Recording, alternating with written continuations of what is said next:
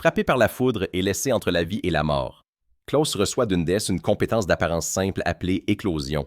Au premier abord, elle semble inutile, mais le premier œuf qu'il touche donne naissance à une bête que l'on croyait n'exister que dans les légendes. Alors que de plus en plus d'œufs éclosent, Klaus lui-même commence à se développer bien au-delà des limites normales, un dresseur façonné par les liens et non par la force brute. Il entre dans le monde en tant qu'aventurier suivi de bêtes mythiques et divines. Que se passe-t-il lorsque la compétence la plus faible en apparence crée le plus puissant dresseur qui soit? Découvrons-le. L'histoire commence avec la déesse Muse qui demande « Est-ce que Klaus peut l'entendre ?» Le protagoniste Klaus baissa les yeux surpris et pensa que c'était son nom. Avant qu'il ne puisse se reprendre ses esprits, il se retrouva face à la déesse. Le protagoniste cria de stupéfaction. « Est-ce vraiment la déesse Muse? Qu'est-ce qui s'est passé? » Muse demanda. « Ne se souvient-il de rien? » Soudain, la sœur du protagoniste, Celia, appela son frère. Un énorme éclair frappa le protagoniste. Muse expliqua que Klaus était sur le point de mourir foudroyé. Plus précisément, cet éclair avait été causé par sa volonté et maintenant un homme était en train de mourir par sa faute. Le protagoniste comprit que la déesse lui expliquait que les dieux maintenaient depuis longtemps l'équilibre dans le monde. Ils sont constamment occupés à divers ajustements pour maintenir cet équilibre. Mais la déesse a accidentellement conféré un pouvoir à Klaus, un homme sans talent qui n'a que la force brute. Muse expliqua que les monstres étaient récemment devenus trop actifs sur les terres démoniaques et qu'il avait été décidé d'accorder du pouvoir aux membres talentueux de la famille royale et aux aristocrates. Finalement, le corps du protagoniste n'a pas pu supporter cet immense pouvoir et il était visiblement en train de mourir. Klaus sourit calmement et dit qu'il était sur le point de mourir. Muse sourit avec enthousiasme et lui demanda de se calmer. Il n'était pas mort, n'est-ce pas? La déesse précisa qu'elle ne voudrait vraiment pas tuer des gens par erreur. Elle a restauré le réceptacle de Klaus qui avait été détruit par son pouvoir et l'a même agrandi. Maintenant, tout allait bien.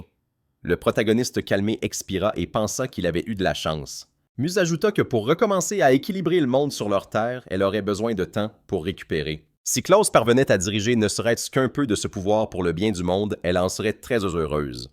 Il s'écria que s'il y avait quoi que ce soit qu'il puisse faire pour aider, il en serait ravi. Musel lui serra la main et demanda « Est-ce vrai? » Elle le remercia immédiatement. Klaus bouleversé commença à tomber en arrière. Muse lui demanda de l'écouter. Lorsque le protagoniste se réveillera, il aura de nouvelles capacités. Il devra les utiliser à bon escient. Le protagoniste fut instantanément téléporté dans sa chambre et Celia appela son frère. Elle le serra vivement par la taille. Celia, en pleurant, dit qu'elle avait déjà cru l'avoir perdu. Le protagoniste regarda sa sœur embarrassée. Il tourna la tête sur le côté surpris. Klaus sourit en voyant ses parents. Le père du protagoniste fit remarquer qu'ils avaient été très inquiets. Son fils était resté inconscient pendant 1 semaine après avoir été frappé par la foudre. Sa mère poussa un soupir de soulagement et dit que lorsque son cœur s'était arrêté, elle avait cru que tout était fini. Le protagoniste était abasourdi se souvenant de l'éclair. Il posa vivement les mains sur les épaules de sa sœur et cria « Est-ce que tu vas bien? » Celia, essuyant ses larmes, répondit que son frère l'avait protégée de son propre corps. Grâce au protagoniste, elle n'avait même pas été touchée. Le protagoniste sourit heureux. Celia serra vivement son frère dans ses bras et il demanda fatigué « Ça suffit maintenant, non? » Sa sœur sourit et répondit qu'elle avait été si inquiète qu'elle était épuisée et ne pouvait plus bouger. La mère précisa que Celia s'était fait tellement de soucis pour lui pendant tout ce temps. Peut-être que Klaus pourrait rester avec sa sœur aujourd'hui et veiller sur elle. Le protagoniste regarda sa mère irritée. Il n'était pas d'accord et fit remarquer que c'était trop. Celia regarda son frère les larmes aux yeux. Il expira calmement et accepta demandant « C'est juste pour aujourd'hui, n'est-ce pas? » Sa sœur cria joyeusement qu'elle aimait son frère. Quelque temps plus tard, dans la maison, le protagoniste expira de lassitude et dit qu'il avait chaud. Celia, allongée sur le lit, se tourna vers son frère avec un sourire. Il s'assit calmement et se souvint de quelque chose. Le protagoniste demanda à afficher son statut. La fenêtre système indique que sa race est humaine. Sexe masculin, âge 16 ans. Titre, bénédiction de la déesse Muse. Force et endurance, E, magie, G. État mental sain. Et la compétence éclosion. Klaus nota que c'était une bonne chose et pensa qu'éclosion était une compétence octroyée par la déesse. Il devait la tester immédiatement. La mère regarda le protagoniste surprise et demanda s'il était vraiment déjà sur pied. Le protagoniste ouvrit la porte, acquiesça et s'exclama que tout allait bien. Il courut à toute vitesse et pensa qu'à en juger par le nom, la compétence était sans aucun doute liée aux animaux. Klaus cria joyeusement que s'il obtenait un œuf, il pourrait tester la compétence. Quelque temps plus tard, à la ferme avicole, le protagoniste souriant assis dans l'herbe s'exclama qu'il avait réussi à négocier et à obtenir un œuf de la ferme. Il ne lui restait plus qu'à mettre son plan à exécution. Le protagoniste regarda l'œuf avec tension et en expirant remarqua qu'il était nerveux, modèle. Il s'est dit que peu de temps auparavant, on lui avait expliqué qu'une personne comprend intuitivement comment utiliser une compétence dès qu'elle l'obtient. C'est ce que sa sœur lui avait dit. Le protagoniste ferma les yeux et enveloppa l'œuf de mana. Des courants de vent s'échappèrent de l'œuf. Le protagoniste ouvrit les yeux et s'écria « Qu'est-ce que c'est que ça ?» Il eut l'impression que quelque chose quittait son corps. Une fissure apparut sur l'œuf et le protagoniste cria tendu « Encore un petit effort !» Un puissant courant frappa l'œuf et disparut. Clouse regarda le poussin et demanda « Il a vraiment éclos !» Il sourit et en regardant le poussin, il se mit à rire. Le protagoniste épuisé renversa la tête en arrière et s'assit dans l'herbe. Il se dit qu'avec une telle dépense d'énergie, il n'en aurait même pas assez pour 2 poussins. Le protagoniste s'allongea par terre et dit qu'il se sentait fatigué. Quelque temps plus tard, près de la maison, Klaus baissa la tête et expira. Il se dit que personne n'aurait cru que l'utilisation d'une compétence était aussi épuisante. Le protagoniste leva la main vers la poignée de la porte avec l'intention d'entrer dans la maison. Son père fit remarquer que Celia était probablement en colère. La mère demanda « De quoi parlait son mari ?» Le protagoniste se figea en entendant cela. Il s'approcha de la fenêtre et entendit son père s'exclamer que Celia avait tellement rêvé d'aller à l'école dans la capitale. Clouse demanda perplexe « De quoi parle-t-il » Au même moment dans la chambre, Celia hurla à ses parents de ne pas la faire se répéter. Elle avait décidé de rester ici. Son père nota avec inquiétude qu'elle était un souvenir de sa défunte sœur. Il se devait d'offrir à Celia le meilleur avenir possible. Après tout, sa fille avait un don pour la magie. Celia fondit en larmes et leur demanda d'arrêter. Elle avait emprunté de l'argent pour acheter des médicaments pour son frère et pour étudier dans une école de la capitale. Il fallait payer des frais d'inscription. Celia ne voulait pas être un fardeau pour la famille. Le protagoniste était abasourdi et pensa qu'il ignorait tout ce que sa famille avait dû endurer pendant son coma dû à la foudre et qu'il n'en avait rien montré tout ça pour lui. Close sourit et se dit qu'il était vraiment un homme chanceux. Il pensa à sa mère qui faisait la lessive et la cuisine tous les jours, même fatiguée après le travail, et à son père qui lui avait appris l'escrime qui était toujours là et qui s'occupait même de sa sœur. Celia avait toujours rêvé de déménager dans la capitale pour étudier. Le protagoniste s'exclama avec détermination qu'il devait l'aider. Il se dit qu'il serait impossible de gagner rapidement assez d'argent pour les frais d'inscription, même en essayant d'obtenir une somme aussi importante. Quelque temps plus tard, à la Guilde des aventuriers, la jeune femme accueillit le protagoniste. Elle lui demanda s'il voulait s'inscrire en tant qu'aventurier. Clouse accepta et la jeune femme lui demanda de remplir ses documents. Le protagoniste se dit qu'un aventurier pouvait gagner beaucoup d'argent s'il se donnait à fond. Son père lui avait dit qu'il avait lui aussi été un aventurier à succès par le passé. Heureusement, il lui restait une partie de cet équipement à la maison. La jeune femme dit que tout était prêt et le protagoniste acquiesça. Elle regarda le document et demanda « Vous êtes un épéiste, n'est-ce pas ?» Klaus confirma pensant qu'il s'entraînait à l'escrime depuis son enfance. « Vous êtes le plus apte à être un épéiste. » La jeune femme leva les yeux d'un air songeur et dit que cela signifiait que les quêtes étaient pour des aventuriers solitaires. Malheureusement, les seuls disponibles en permanence étaient des ordres d'extermination de gobelins ou de cueillette d'herbes. Klaus répondit que tout allait bien. Elle sourit et proposa de lui parler de leur guilde. Dans la guilde des aventuriers, ces derniers sont répartis en 8 rangs. Ce rang correspond à la lettre affichée dans leur statut. La lettre que le protagoniste voit est affichée pour une raison. « C'est le rang de l'aventurier », demanda le protagoniste. Il est donc actuellement au rang E. La jeune femme le confirma et ajouta que l'augmentation de son rang débloquerait plus de missions. Il semble qu'il y ait suffisamment de quêtes sur le tableau d'affichage, même maintenant pour gagner beaucoup d'argent, alors le protagoniste se doit d'essayer. Le protagoniste la remercia joyeusement et s'écria « D'accord, alors j'y vais ». Claude courut résolument vers la sortie, pensant qu'il allait tout donner. Il gagnerait sa vie comme un véritable aventurier. Quelques heures plus tard, 2 pièces se trouvaient sur son plateau. La jeune femme souriante nota que c'était sa récompense pour cette fois. Le protagoniste expliqua qu'il s'était immédiatement rendu dans la forêt à la périphérie du village et avait commencé à chercher avec enthousiasme, mais n'avait jamais rencontré de gobelins. Finalement, il a simplement erré à travers la forêt et n'a trouvé qu'un seul brin d'herbe. La jeune femme lui demanda de ne pas s'inquiéter et précisa que tout le monde commençait comme ça. Close, fatigué, posa la main sur sa nuque et se dit que c'était comme s'il venait de terminer une dure journée de travail. L'aventurier passa son bras sur l'épaule du protagoniste et se tournant vers le nouveau venu, lui demanda comment il allait. L'aventurier remarqua l'herbe posée sur le comptoir de la réception. Il s'écria d'un ton moqueur. « Vraiment un seul brin d'herbe !» L'aventurier leva la main et demanda à ses camarades d'écouter. « Aujourd'hui, on fête notre première chasse à l'orque réussie.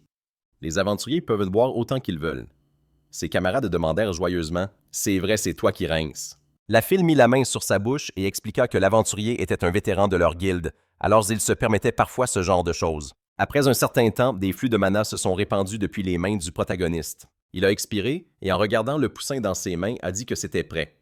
Puisqu'on lui avait donné cette compétence, ce serait stupide de ne pas l'utiliser. Bien que ce ne soit pas particulièrement utile en combat, si le protagoniste faisait éclore des œufs comme ça, il économiserait beaucoup d'argent sur leur achat. Klaus pensa qu'il devait aller de l'avant et ne pas regarder en arrière. Il s'est giflé les joues et s'est ordonné de ne pas être triste. Le protagoniste ne pouvait pas se permettre de se relâcher pour le bien de sa sœur. À partir du lendemain, le protagoniste est allé dans la forêt tous les jours pour cueillir des herbes. Les premiers jours, il arrivait au mieux à trouver une feuille par jour.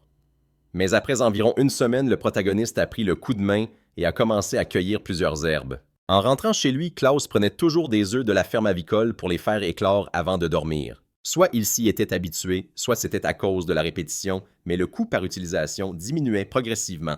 Après un certain temps, le protagoniste pensa que s'il continuait à ce rythme, il pourrait peut-être amasser une plus grosse somme. Il fut surpris en remarquant quelque chose. Le protagoniste a tendu la main vers le sol et s'est exclamé qu'il avait trouvé des herbes.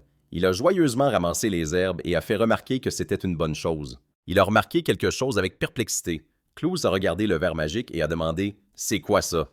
Il se nourrit vraiment d'herbes, alors c'est à cause de ce verre qu'il y en a si peu. Le protagoniste a ramassé l'herbe avec dégoût et a ajouté que le verre pondait aussi des œufs. Il avait entendu dire que le fil sécrété par le verre magique possédait un pouvoir magique. On l'utilisait comme matériau pour des vêtements de luxe. Klaus leva les yeux, se gratta le menton et se demanda s'il pouvait extraire du fil grâce à sa compétence. Il pourrait gagner beaucoup d'argent. Je me demande combien de fois il a déjà utilisé cette compétence. Au moins maintenant, le protagoniste peut faire éclore 2 à 3 œufs de poule à la fois. Je me demande ce qu'il en est des œufs de bêtes magiques. Ce serait une bonne occasion de tester. Après un certain temps, le protagoniste approcha ses mains de l'œuf et le remplit de mana. Klaus cria avec une grande tension que ça faisait longtemps qu'il n'avait pas ressenti ça. Il ne restait plus grand-chose. Une lumière vive a rempli l'espace. Le verre magique regardait calmement le protagoniste. Le protagoniste expira calmement et dit qu'il pensait avoir réussi. Le verre roula sur la table et s'approcha d'un brin d'herbe.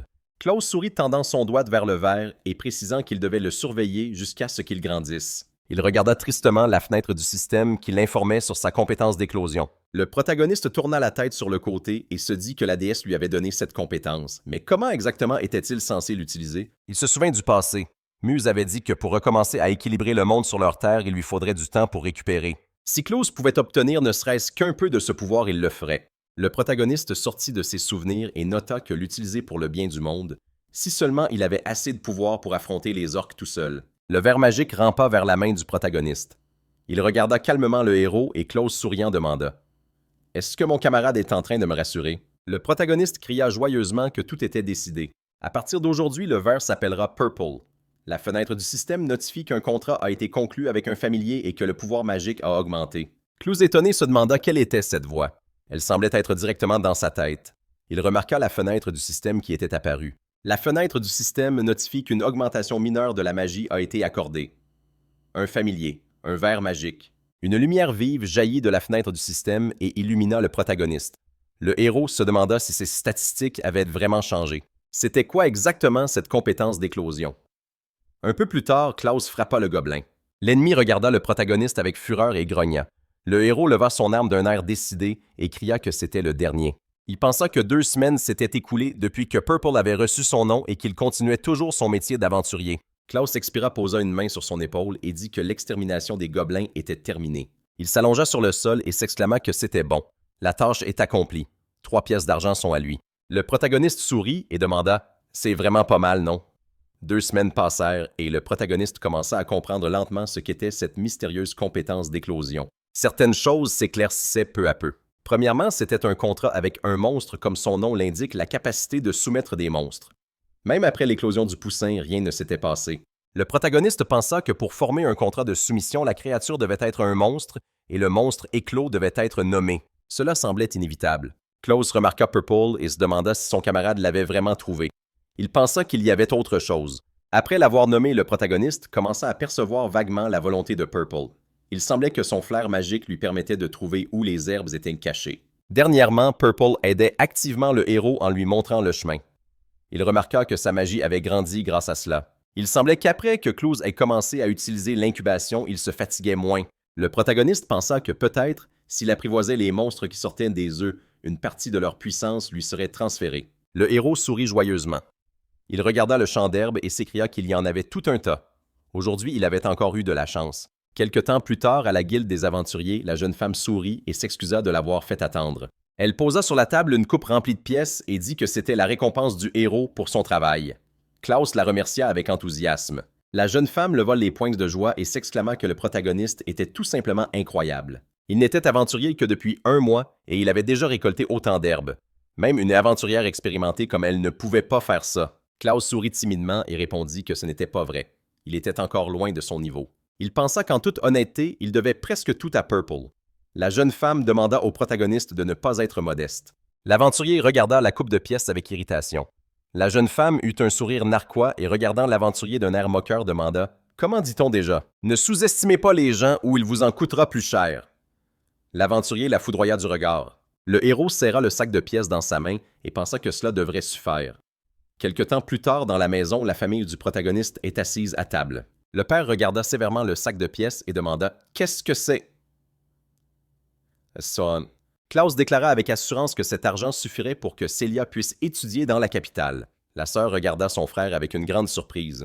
Le père fit remarquer qu'il s'était demandé ce que son fils faisait en secret toute la journée. Se pourrait-il que Klaus travaille comme aventurier et gagne de l'argent? Le protagoniste se demanda si son père avait compris. Il précisa avec détermination qu'il n'avait tout simplement pas eu d'autre choix. Le père n'était pas d'accord et dit qu'il ne blâmait pas son fils. Bien sûr, il veut aussi que Celia aille étudier dans la capitale, et bien entendu, il ne s'y opposera pas.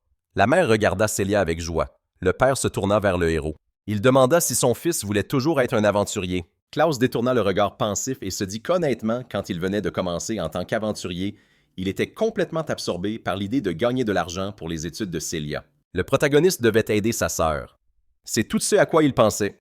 Mais après avoir découvert la compétence d'incubation, le héros réalisa sa véritable valeur. Et les sentiments de Klaus changèrent peu à peu. Il y a quelque chose dans ce pouvoir qu'il ne connaît pas encore. Il semble qu'un pouvoir spécial sommeille en lui. Il a le sentiment que s'il continue sur la voie d'un aventurier, il pourra libérer son véritable pouvoir. Le père regarda son fils avec attente. Klaus leva le poing avec assurance et s'exclama qu'il continuerait à être un aventurier. Il veut comprendre sa vraie valeur. Le père fut très surpris par cette réponse. Il sourit et remarqua que l'expression de son fils était satisfaite comme s'il s'amusait. Le père s'adressa sévèrement au protagoniste et dit que dans ce cas, son fils pouvait se préparer. Ils allaient dans la capitale. Klaus était abasourdi et demanda ce que cela signifiait. Le père expliqua fermement que si le protagoniste avait l'intention de continuer à être un aventurier, il y avait une condition. Son fils devait aller dans la capitale avec Celia. Le héros doit obtenir la qualification d'aventurier d'État. Quelque temps plus tard, la calèche roulait sur le chemin. Le protagoniste, regardant par la fenêtre avec enthousiasme, pensa qu'ils avaient quitté leur ville natale. Maintenant, ils étaient en route pour la capitale royale. Tout avait commencé il y a 1 mois. Comme condition pour continuer sa carrière d'aventurier, son père lui avait confié une tâche.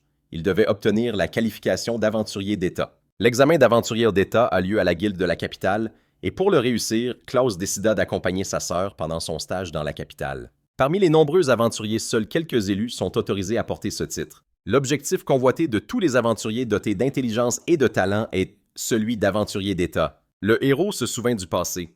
Son père avait noté que son fils avait gagné une somme énorme en si peu de temps. Il semblait que le protagoniste avait du talent. Klaus sortit de ses souvenirs et pensa que peut-être cette tâche était une sorte d'attention paternelle. Quelque temps auparavant, son père lui avait dit sévèrement que le talent seul ne le mènerait pas loin, car il y en avait beaucoup comme lui, et plus important encore, il n'y avait aucune garantie que le héros pourrait gagner autant à l'avenir. C'est pourquoi il accorda 1 an de sursis à son fils. Si Klaus obtenait sa qualification dans ce délai, il lui permettrait de poursuivre sa voie d'aventurier. Le père demanda sévèrement à son fils de montrer de quoi il était capable. À ce moment-là, le protagoniste pensa que même dans un travail aussi dangereux que celui d'aventurier avec de telles capacités, il s'en sortirait certainement. Le héros montrera à tout le monde ce qu'il vaut. Le cocher a fait remarquer que le protagoniste ressemblait à un aventurier. Notre héros s'apprêtait à passer l'examen. Klaus a souri et a répondu qu'au moins il allait essayer, même s'il n'était encore qu'un parfait débutant en tant qu'aventurier. Il a croisé les bras avec assurance, pensant qu'il avait appris l'escrime avec son père toute sa vie. Mais au final, le héros n'avait jamais réussi à battre son père en duel. Il n'avait qu'1 an. Pas 1 minute à perdre pendant ce voyage. Klaus a serré les poings et a crié que si des monstres les attaquaient, il comptait bien se défendre. De cette façon, il gagnerait de l'expérience. Le cocher a fait remarquer que le héros était bien motivé. La calèche s'est arrêtée et ils ont regardé les aventuriers avec perplexité. Klaus a remarqué que quelque chose n'allait vraiment pas. Ils ont l'air un peu agités. Le cocher a posé sa main sur son menton d'un air songeur. Un grand cri a retenti dans la rue et le cocher a tiré sur les rênes. Le cheval a henni et le héros a détourné le regard. Notre héros a regardé les gens dans la rue et a pensé qu'il se faisait attaquer. Célia, se frottant l'œil avec la main, s'est tournée vers son frère. Klaus anxieux lui a ordonné de rester à l'intérieur. Le capitaine a ordonné à tout le monde de se mettre en position et de ne pas laisser les ennemis s'approcher de la calèche. Le héros a crié qu'il se faisait attaquer. Le garde du corps guerrier a tourné la tête et a remarqué que c'était Klaus. Il a regardé les ennemis et a précisé que c'était des trolls. L'ennemi a baissé son arme avec colère. Notre héros s'est exclamé « Alors c'est ça! Ils sont plutôt grands! » Le garde du corps guerrier a crié que l'ennemi attaquait. Il devait faire attention à la massue et suivre l'encerclement. Il a suggéré au héros de se replier vers la calèche. Klaus a fermement refusé et a demandé la permission de se battre. Le garde du corps guerrier a accepté et a demandé au héros de le suivre. Ils attaqueraient les premiers. Le héros a accepté et le garde du corps guerrier a crié qu'il prendrait position à droite du troll et que Klaus devait distraire l'ennemi sur la gauche. Notre héros a glissé sur le sol levant son épée. Il a regardé l'ennemi d'un air menaçant et a dit qu'il était temps de commencer. Le troll a tourné son attention vers lui et a rapidement levé sa massue avec l'intention d'attaquer. Il a frappé avec une force terrible et le sol s'est brisé en morceaux. Klaus a serré les dents tendues, pensant que le troll avait remarqué une faille dans sa défense et avait réagi instantanément. Malgré son corps immense et son poids, l'ennemi agissait avec rapidité et dextérité. Le troll les submerge. Les gobelins, ce n'est pas du tout comme ça. C'est un tout autre niveau. Si notre héros était distrait, ne serait-ce qu'une seconde, il deviendrait la proie de ce maudit troll. Klaus s'est souvenu du passé. Célia, en regardant le livre, a dit qu'un troll est un monstre de classe C. Pendant un combat, il ne faut pas se fier à son apparence faussement maladroite. On dit qu'un seul coup puissant de la massue d'un troll peut briser même le plus solide des boucliers de chevalier. Klaus est sorti de ses pensées et s'est dit que s'il était distrait une seule seconde, il deviendrait une proie. Le troll a asséné un coup puissant sur le sol. Le héros a pensé qu'il devait être particulièrement prudent avec la massue de l'ennemi. Un seul coup, et c'en était fini de lui. Mais notre héros a remarqué quelque chose. Pendant une attaque normale de l'ennemi, le bras gauche du troll devient complètement vulnérable. Le héros a rapidement frappé le bras du troll avec son épée et a glissé sur le sol. Le troll a hurlé de douleur et Klaus s'est exclamé avec joie qu'il avait réussi. C'était exactement ce qu'il fallait. Il a glissé sur le sol et a pensé que tout avait fonctionné. Ils avaient gagné. Le héros n'a pas eu le temps de réfléchir qu'une massue fonçait sur lui depuis un nuage de fumée. Il s'est figé d'horreur en regardant l'arme. Notre héros s'est rapidement penché sur le côté. La massue est passée avec une force terrible. Klaus a regardé l'arme brisée. Il a pensé qu'il s'était détendu trop tôt. S'il avait été touché, il serait mort. Le troll a levé le poing de colère et a bondi vers le héros. Notre héros s'est souvenu du passé. Son père lui avait demandé de se rappeler que Klaus ne devait jamais essayer d'encaisser un coup d'un ennemi plus fort. Tu dois esquiver et parer. Le héros devait s'en souvenir. Notre héros est sorti de ses souvenirs et s'est dit mentalement de se concentrer. Il a couru résolument vers l'ennemi et a levé son épée. Klaus s'est retourné et en courant sur le côté a frappé la main du troll avec son arme. Il a levé son épée avec l'intention d'attaquer et le troll a tourné la tête. Un puissant courant a traversé le héros. Notre héros a frappé l'ennemi et le troll a poussé un cri de douleur.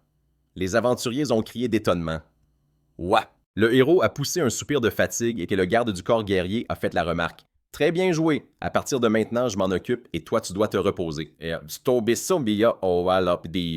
Klaus a serré le poing et s'est dit que c'était sa limite pour l'instant d'être capable de vaincre quelque chose comme ça tout seul. Je me demande combien d'entraînements il va encore devoir faire. Malgré tous ces incidents, ils sont arrivés sains et saufs. Le héros a levé les yeux joyeux et s'est exclamé que c'était la capitale royale Beleladana. Ils avaient atteint leur destination en toute sécurité. Le garde du corps a fait remarquer que leur travail ici était terminé. Si le protagoniste échoue à l'examen, il devra absolument rejoindre leur escouade. Klaus a souri avec lassitude et a répondu qu'il y réfléchirait. Il repensait à toutes les fois où ils avaient été attaqués par des monstres en chemin et à chaque fois, il avait dû participer au combat en suivant simplement les instructions. Célia s'est tournée vers son frère et a dit qu'il était temps pour elle d'aller aux examens d'entrée de l'école et que son frère, lui, se dirigerait vers la guilde des aventuriers. C'est vrai. Le protagoniste a acquiescé et a précisé qu'il n'avait qu'1 an. Sa sœur a dit qu'elle comprenait qu'il serait très occupé. Il pourrait au moins se voir une fois par semaine, n'est-ce pas? Le protagoniste a posé sa main sur sa tête et s'est excusé, disant qu'il ne pouvait rien promettre de certain. Mais si elle se sent triste, elle pourra toujours lui écrire. Il viendra tout de suite. Célia a souri joyeusement. Elle a levé la main en signe d'adieu et a accepté. Quelque temps plus tard, dans une ruelle, Klaus regardait les bâtiments à la recherche de la guilde des aventuriers. Il se demandait avec appréhension où aller. Le protagoniste a regardé autour de lui avec horreur et s'est dit qu'il lui semblait être déjà passé par là et que ce bâtiment lui était également familier. L'aventurière d'État Carol s'est tournée vers le protagoniste et lui a demandé si tout allait bien. Elle a regardé le protagoniste dans les yeux et a remarqué qu'il avait l'air perdu. Il a besoin d'aide, n'est-ce pas? Après un moment, Klaus a demandé avec un sourire si elle s'appelait bien Carol. Elle a mâché sa nourriture et a tourné son attention vers lui. Le protagoniste a dit que dans tous les cas, il lui était reconnaissant de l'avoir emmené là. Après tout, c'était la première fois que le protagoniste venait dans la capitale. Carol a acquiescé et a dit qu'elle devait aussi rejoindre la guilde des aventuriers. Klaus a fermé les yeux, gêné en pensant que ses oreilles étaient vraiment mignonnes. Il a remarqué que le visage de Carol était taché de nourriture. Le protagoniste lui a demandé de s'arrêter et soulevant un chiffon a dit que son visage était couvert de graisse. Il a calmement essuyé la saleté de son visage avec le chiffon. Le protagoniste a levé la main tendue et a pensé qu'il en avait peut-être trop fait. Il aidait habituellement sa sœur de cette façon. Klaus s'est excusé et Carol a baissé les yeux surprise. Elle a demandé « Tu es un aventurier, n'est-ce pas? Et depuis combien de temps? Quelle quête as-tu déjà acceptée? » Le protagoniste a répondu « Principalement de la cueillette d'herbes. » Carol a demandé « Et ton expérience de combat? » Le protagoniste a dit que la seule chose qu'il avait jamais faite seul était de chasser des gobelins. Carol a détourné le regard pensif et a ajouté qu'il n'y avait presque pas de caisse de ce genre dans la capitale. Klaus a demandé confus « Pourquoi pas? » Elle a expliqué qu'ils ont des fermes avancées, donc les cueilleurs ne sont pas nécessaires. Le protagoniste fatigué a noté que le repos s'était terminé rapidement et que les herbes seules ne suffisaient pas pour vivre. Carol a expliqué que des foules d'aventuriers souhaitant devenir des héros viennent chaque jour dans la capitale. La plupart repartent avec les mains vides sans avoir rien accompli, alors ils ne devraient pas faire autant d'efforts. Klaus a précisé qu'en réalité, il voulait passer l'examen pour devenir un aventurier d'État et qu'il venait juste d'arriver des terres sauvages. Carol a demandé s'il voulait devenir un aventurier d'État. Le protagoniste a confirmé et lui a demandé si elle savait quelque chose à ce sujet. Carol a détourné le regard et a précisé « Probablement oui ». Elle ne connaît pas ses motivations, mais elle est sûre d'une chose. Ce n'est pas si facile. Environ 1 sur 1000 réussit. Le protagoniste devra vaincre des adversaires de tout le pays et respecter le temps imparti. Beaucoup succombent et meurent, c'est ça l'épreuve. Carol a fait remarquer qu'ils étaient arrivés. Elle lui a souhaité la bienvenue à la guilde des aventuriers. Les compagnons sont entrés dans la guilde. De nombreux aventuriers discutaient à des tables. Un aventurier souriant a demandé à ses camarades de regarder. C'est mademoiselle Carol qui est avec lui. Le protagoniste l'a remarqué et s'est demandé ce qui se passait. Pourquoi tout le monde la regardait si étrangement, Carol s'est tournée vers le protagoniste et il s'est souvenu du passé. Célia avait demandé « Est-ce que son frère le savait? » Ceux qui obtiennent sa qualification d'aventurier d'État reçoivent une marque distinctive spéciale. Elle brille d'un éclat doré. On dit que le simple fait de la porter suffit à ce que les gens vous regardent avec admiration. Klaus est sorti de ses souvenirs et en regardant la marque sur la poitrine de Carol, a pensé que c'était incroyable et très beau. Carol a levé la main en signe d'adieu et a souhaité bonne chance au protagoniste. Une fois que le protagoniste aura réussi l'examen, il devra l'appeler pour qu'ils puissent discuter. Quelque temps après, Klaus s'est arrêté au bureau de la réception. La réceptionniste l'a salué. Elle a demandé si le protagoniste voulait devenir un aventurier d'État. Il a acquiescé et la réceptionniste a ajouté qu'elle allait alors expliquer les règles de l'examen. Il se compose principalement de 3 étapes. Les étapes préliminaires sont les examens primaires et secondaires. L'examen primaire, l'examen secondaire et l'examen principal. L'examen principal est une sorte de mission de sécurité. Une personne passera ces étapes séquentiellement. Et à la fin, elle atteindra la dernière. C'est la procédure. D'abord, Klaus devra passer l'examen primaire. La première tâche sera de détruire un monstre de rang C ou supérieur. Un certain niveau de force est requis pour réussir, donc cette étape mesurera la force du protagoniste. Le protagoniste a pensé que le rang C, oui, c'était un niveau de difficulté, comme ce troll, un ennemi puissant, mais il avait déjà réussi une fois pas modèle. On dirait qu'il peut s'en sortir. La réceptionniste tendit une carte au héros et lui demanda de la prendre. Il demanda ce que c'était. La réceptionniste expliqua que c'était un objet magique donné à tous les aventuriers. Une carte qui enregistre automatiquement les monstres tués. Dès que l'élimination d'un monstre de rang C y sera enregistrée, le héros devra la présenter. Il passera alors à la 2e étape de l'examen. 3 mois sont accordés pour réussir chaque épreuve. Si Klaus n'y parvient pas à temps, il devra tout recommencer depuis le début. Elle lui a donc demandé d'en tenir compte. Le héros regarda la carte avec joie et s'exclama que c'était une bonne chose. Quoi qu'il en soit, il essaiera. Il tourna la tête sur le côté et dit qu'il devait d'abord jeter un œil à un endroit. La Guilde des dresseurs est une organisation créée par des aventuriers qui savent trouver un langage commun avec les monstres. Elle s'occupe de la gestion des monstres et de la recherche sur leur écologie. C'est une organisation pour les dresseurs. Klaus s'excusa et dit qu'il aimerait enregistrer un familier. L'employé de la guilde salua le héros avec un sourire à la Guilde des dresseurs. Le héros baissa les yeux et dit que Violette pouvait sortir. Le familier sortit de son sac et leva la main. Le héros s'excusa et nota qu'on n'avait jamais permis à Violette de sortir auparavant. L'employé de la guilde regarda le familier et s'exclama que c'était très rare. N'est-ce pas un verre magique? Claude acquiesça et demanda « Les verres magiques ne sont-ils pas habituellement apprivoisés? » L'employé de la guilde répondit qu'en général, si. Les aventuriers préfèrent généralement les monstres forts ou utiles, mais elles trouvent ce verre simplement mignon. Le héros remarqua « Alors c'est comme ça. » Et quelle est la plus grande créature jamais apprivoisée? L'employé de la guilde sourit, leva son doigt vers Violet et répondit « Un dragon, bien sûr. » Le héros la regarda avec étonnement et s'exclama « Vraiment un dragon? » L'employé de la guilde expliqua que les dragons sont dans une toute autre catégorie. Outre leur corps étonnamment immense, leur style de combat noble et courageux mérite une attention particulière. De plus, ils possèdent une intelligence leur permettant de comprendre correctement le langage humain. Celui qui l'a apprivoisé a dit un jour qu'il se trouvait simplement à proximité lorsque l'œuf a éclos. Par ailleurs, l'employé de la guilde se tut et levant la main demanda pardon. Elle posa une feuille de papier sur la table et dit que voici le règlement de la guilde. Le héros doit se conformer aux 3 points. Premièrement, le dresseur garantit que ses bêtes subordonnées ne blessent pas les gens et sont sans danger pour les autres. Deuxièmement, le dresseur ne doit pas utiliser ses bêtes pour commettre des crimes. Troisièmement, les dresseurs doivent compiler et soumettre des rapports sur l'écologie de leurs bêtes subordonnées. Le héros porta pensivement la main à son menton et demanda s'il devait signer le règlement ici maintenant. L'employé de la guilde le confirma et lui demanda de signer. Klaus lui demanda alors sa permission. Quelque temps après, l'orque de Randé leva sa hache avec colère dans l'intention d'attaquer. Il asséna un coup puissant au sol et des courants d'air se propagèrent tout autour. Claude pensa avec assurance qu'après ça, une employée de la guilde lui avait demandé un service et que pendant un certain temps, le héros avait laissé Violette à la guilde. Il sauta en arrière et se dit que c'était le moment idéal pour la première étape de l'examen. Et l'offre de cet employé s'avéra très opportune. L'orque retira sévèrement sa hache du sol. Le héros sourit avec confiance et s'exclama qu'il allait voir ce dont il était capable. L'orque bondit rapidement. Le héros brandit son épée et frappa l'ennemi. L'orque se figea de surprise et hurla de douleur. Le héros cria que c'était faible. C'est un monstre de Randé. Les sensations sont complètement différentes d'avant.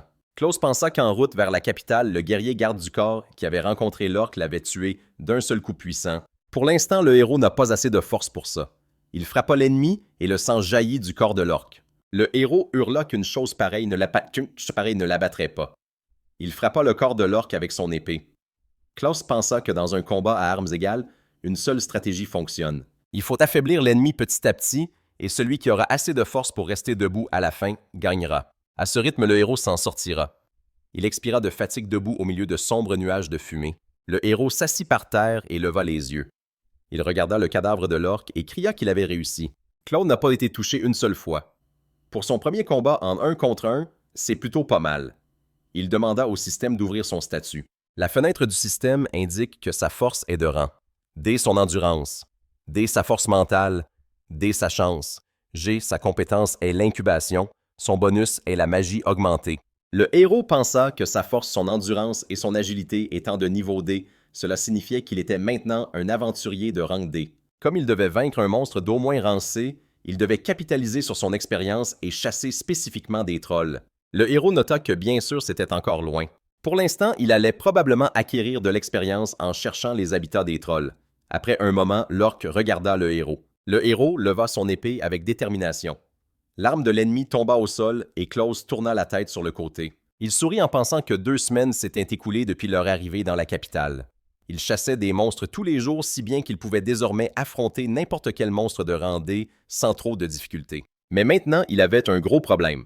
La réceptionniste demanda avec surprise « Le MC disait vraiment qu'on ne voyait aucun troll. » Klaus confirma et expliqua qu'il avait choisi un troll, un monstre de rang C pour la première étape.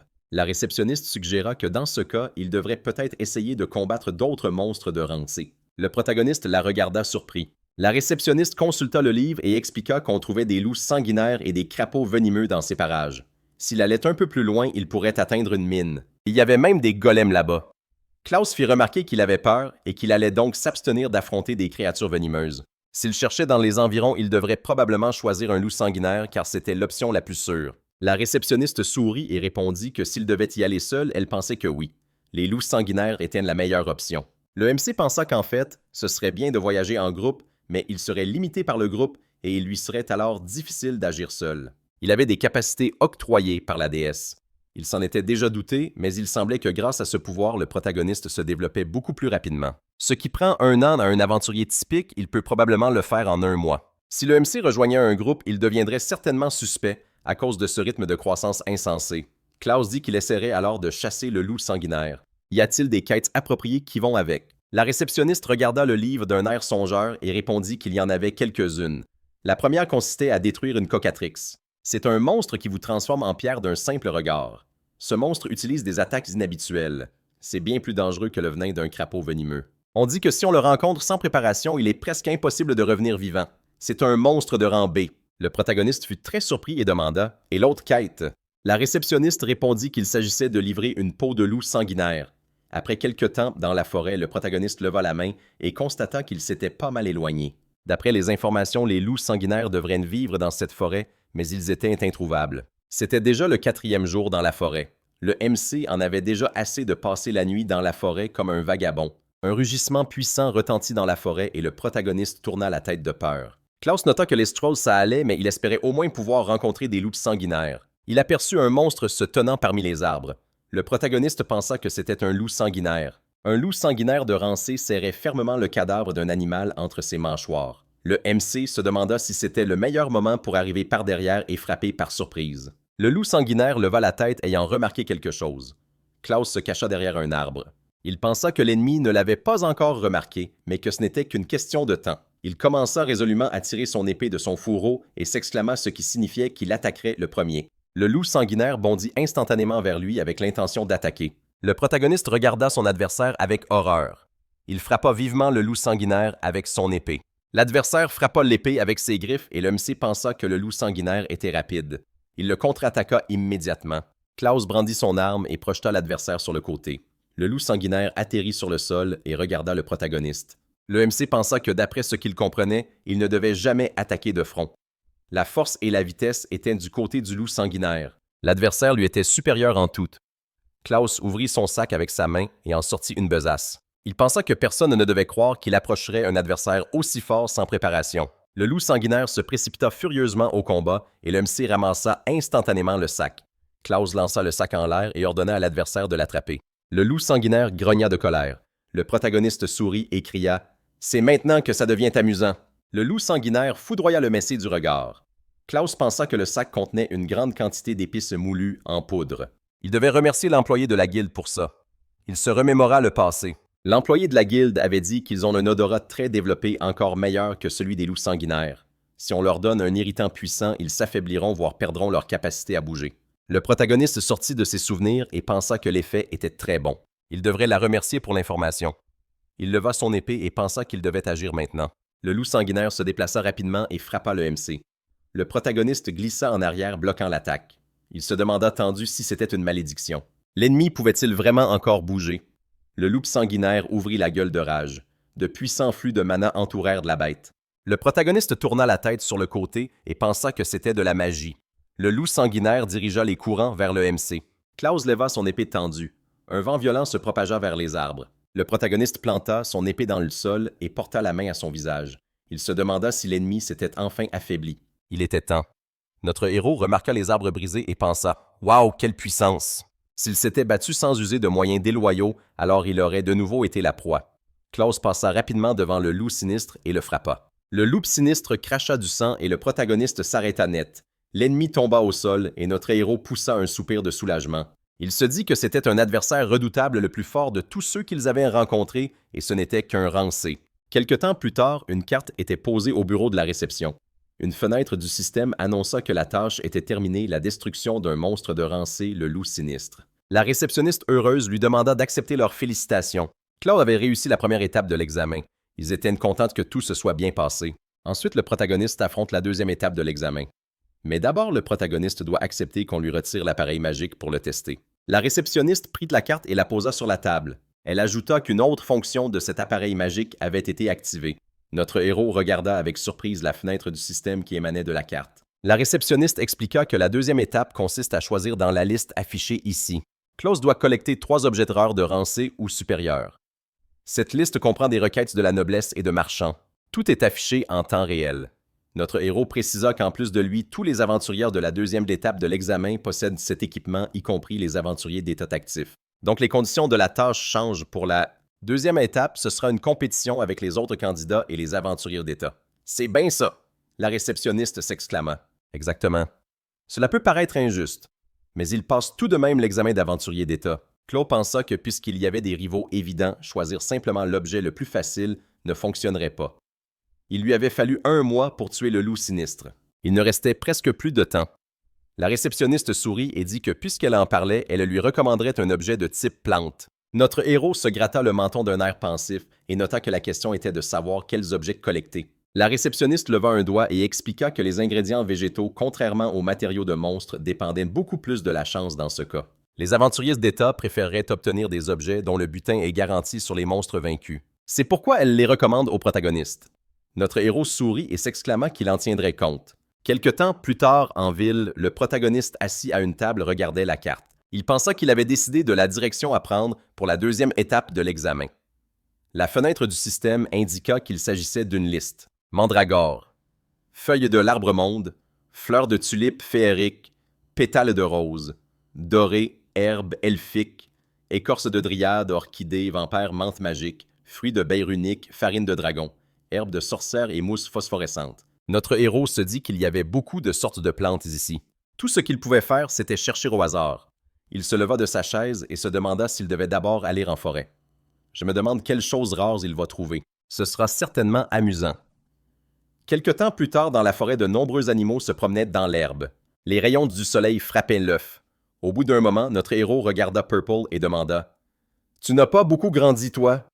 Purple poussa un petit cri de joie. Claude, essuyant ses larmes de la main, pensa que tout récemment encore Purple était si petit. Il demanda à son familier de devenir immense et fort.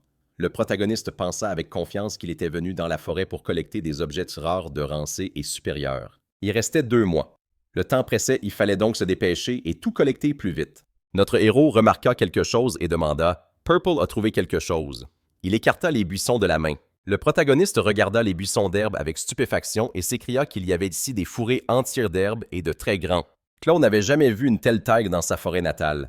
Il regarda Purple manger l'herbe et demanda « C'est délicieux, n'est-ce pas ?» Purple regarda joyeusement son maître. Le protagoniste précisa que dans la capitale, presque toutes ces plantes sont cultivées. Donc seuls quelques aventuriers viennent probablement ici exprès pour en cueillir. Si c'est le cas, alors il y a de fortes chances que des choses rares y poussent d'elles-mêmes. Purple remarqua quelque chose. Il sauta vivement de l'épaule de notre héros. Klaus demanda « Que se passe-t-il » Il pensa que c'était la première fois que Purple paniquait autant. Purple tourna la tête d'un air décidé sur le côté. Le protagoniste demanda « Tu es sûr que c'est par là qu'on doit aller ?» Il courut après Purple et s'arrêta remarquant quelque chose. Il y avait beaucoup de plantes qui poussaient sur le sol. Notre héros s'écria joyeusement que c'était incroyable. Est-ce que ça est pas mal de mais ça peut passer pour. Est-ce que c'est aussi une sorte d'herbe? Rien que de la regarder, c'est à couper le souffle. Un message apparut sur la carte dans la poche du protagoniste. La fenêtre du système notifia qu'un objet de rang B avait été reçu. De l'herbe de cristal, cria Klaus irrité. Ça peut vraiment être de rang B? Il se figea se rappelant que c'était sur la liste. Le protagoniste regarda tristement la carte et dit que ce n'était pas là. Purple couina et le MC le remarqua. Klaus tendit l'herbe à l'animal et lui demanda si Purple en voulait. L'animal couina joyeusement. Le protagoniste acquiesça et nota que tout cela était grâce à son animal. Purple mordit vivement dans l'herbe et le messie souriant demanda « C'est vraiment si bon que ça ?» Purple couina avec grand plaisir et du mucus sortit de son nez. Klaus regarda le slime et dit qu'il semblait briller émettant même une légère lueur violette. Un rugissement sonore retentit et le protagoniste le remarqua. Il tourna la tête sur le côté effrayé. Le MC pointa ses mains vers Purple et s'écria « Serait-ce vraiment une abeille paralysante? Le miel produit par cette abeille est prisé comme un mets délicat de haute qualité, mais c'est un monstre doté d'un puissant dard venimeux qui paralyse ceux qui le piquent. Elles ont un très fort esprit de camaraderie. Le miel est assez difficile à obtenir et apparaît rarement sur le marché. » Klaus tendu leva les mains et constata qu'il y avait un problème. Il pensa que l'abeille, bien que petite, était tout de même capable d'attaquer. On les chasse généralement en groupe. Le protagoniste cria qu'il devait partir avant qu'elles ne se rassemblent toutes. Il tourna la tête sur le côté inquiet. Un fil de slime s'enroula rapidement autour du corps de l'abeille. Purple lui arracha calmement la tête d'un coup de dent. Le MC regarda son animal déconcerté et hurla « Qu'est-ce que c'est que ça? » Il se demanda si Purple avait paralysé l'abeille et l'avait mangée. Purple finit de dévorer son adversaire. Il projeta instantanément du mucus de son nez vers les abeilles. Klaus remarqua que son animal mangeait de la viande. Il leva la tête et regarda les abeilles qui volaient dans le ciel. Le protagoniste s'exclama avec irritation « Voilà l'essaim !» Les abeilles s'arrêtèrent dans le ciel et regardèrent le MC. Il hurla « C'est quoi ce bordel? Pourquoi sont-elles si nombreuses? » Klaus pensa que ce n'était pas possible. Étaient-elles vraiment en colère parce que leurs camarades avaient été mangés? Ils devaient s'enfuir d'ici, sinon ils seraient victimes de leurs dards venimeux. S'il y en a autant, le nid doit être quelque part à proximité. Le protagoniste hurla « Ça craint! Il y a trop d'ennemis! » Il ordonna à Purple de sortir de la forêt. L'animal se tendit sévèrement et leva ses pattes. Une lumière vive envahit l'espace et le MC s'écria « Qu'est-ce que c'est? » Purple leva résolument ses mains et couina. Klaus pensa « Qu'est-ce que c'est Purple est en train de briller? Qu'est-ce qui se passe? » Purple sauta sur le côté et le protagoniste pensa « Ça ne peut pas être vrai. C'est la deuxième fois que ça arrive. » Purple cracha du mucus de son nez. Il projeta le mucus à travers les arbres avec une grande force. Klaus, surpris, s'écria « Qu'est-ce que c'est que ça? » Il remarqua le nid d'abeilles et demanda « L'animal a-t-il vraiment attaqué par erreur? Est-ce que le nid des abeilles est paralysante? » Le protagoniste regarda Purple et pensa « Tout est clair. » Purple avait senti leur nid. Les abeilles regardèrent le protagoniste avec colère. Le MC nota que cependant les adversaires étaient maintenant définitivement enragés. Il pensa que le nid des abeilles paralysantes pourrait être élevé de manière rentable. Il avait beau vouloir l'obtenir, il ne pouvait rien faire. Il allait devoir battre en retraite pour le moment. Purple leva la main et couina. Il se dirigea sur le côté. Purple attaqua instantanément les ennemis. Le slime transperça les corps des abeilles. Le protagoniste regarda la scène avec admiration et s'écria « Quel tir! » Il pensa qu'à ce rythme, il pourrait peut-être sortir de la forêt en toute sécurité.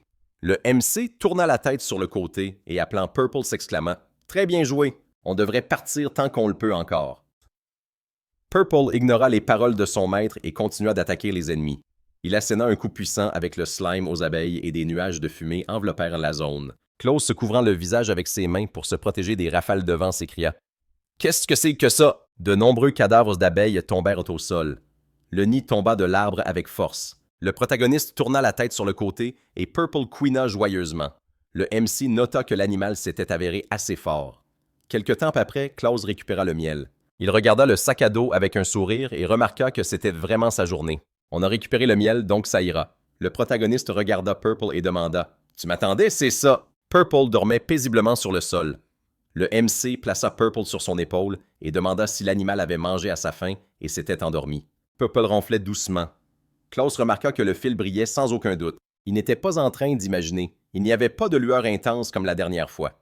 Était-ce parce que Purple avait mangé l'herbe de cristal? Ou peut-être parce qu'il avait mangé l'insecte paralysant?